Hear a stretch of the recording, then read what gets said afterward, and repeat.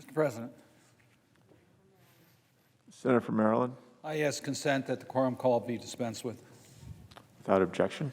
Mr. President, I rise today to urge swift passage of the PPP Extension Act, which will extend the March 31st deadline for the Paycheck Protection Program 2 months to May 31st and give the SBA an additional month through June 30 to process any backlogged applications.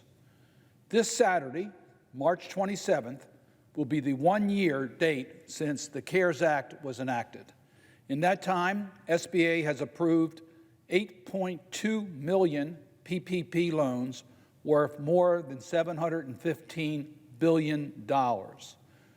These loans have saved small businesses throughout our nation. They would not be here today but for this program. It also saved the stress on our unemployment insurance system by keeping small business employees on the payroll. And as I'm sure the presiding officer knows, for a small business, it's difficult to find a workforce and to keep a workforce.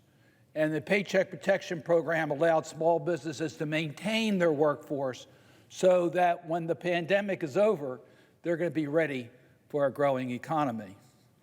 The world feels a little different today than it did a year ago. The American people are finally beginning to see a light at the end of the tunnel.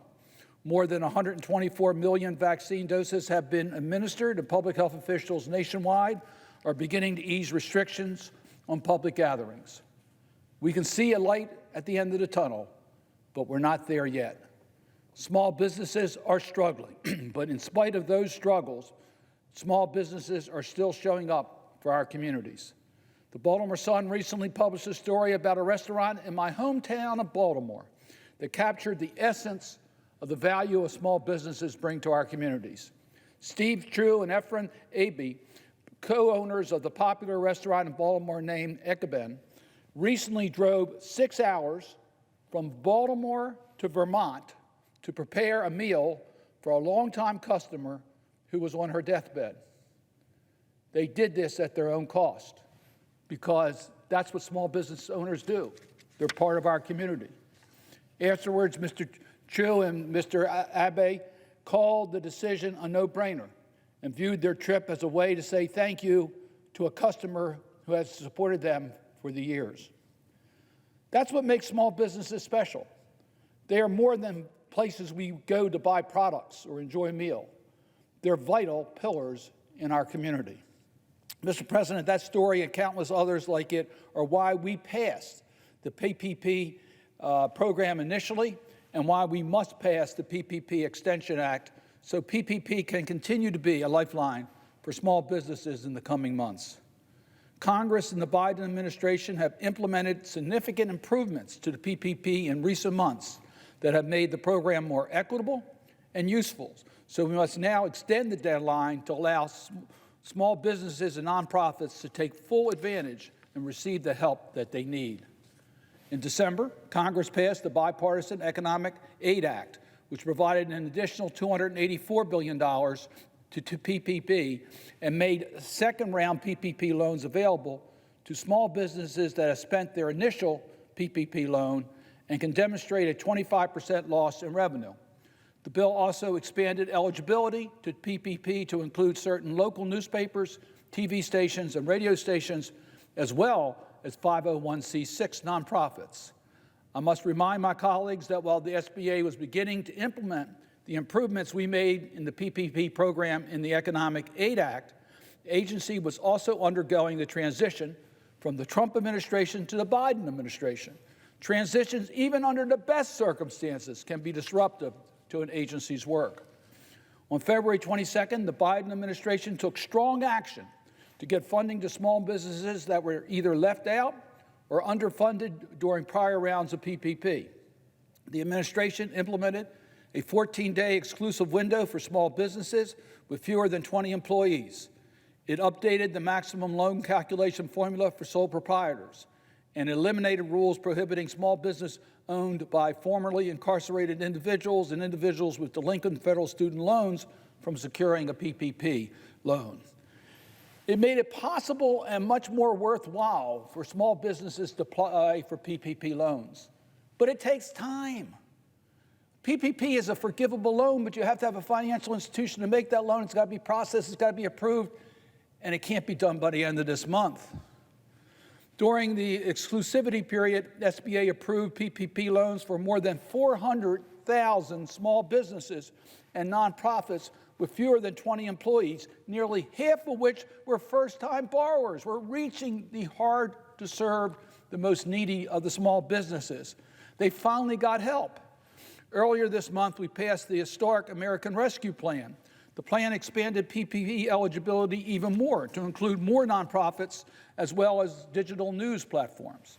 The plan provides overdue aid to the local chapters of large nonprofits, such as the YMCA and Goodwill, that have not had prior access to PPP due to having multiple locations totaling more than 500 employees. The plan makes these nonprofits eligible for PPP loans worth up to $10 million as long as each location does not exceed the employee limit. That makes sense. During a hearing examining PPP last week, the Small Business Committee heard testimony from John Hoey, who leads the YMCA chapter that serves the Baltimore region.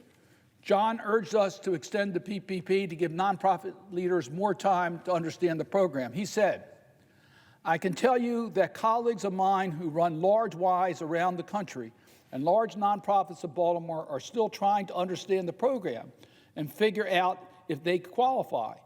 I think a 3-month extension is not only warranted, but owed to all of us after what we've been through this past year."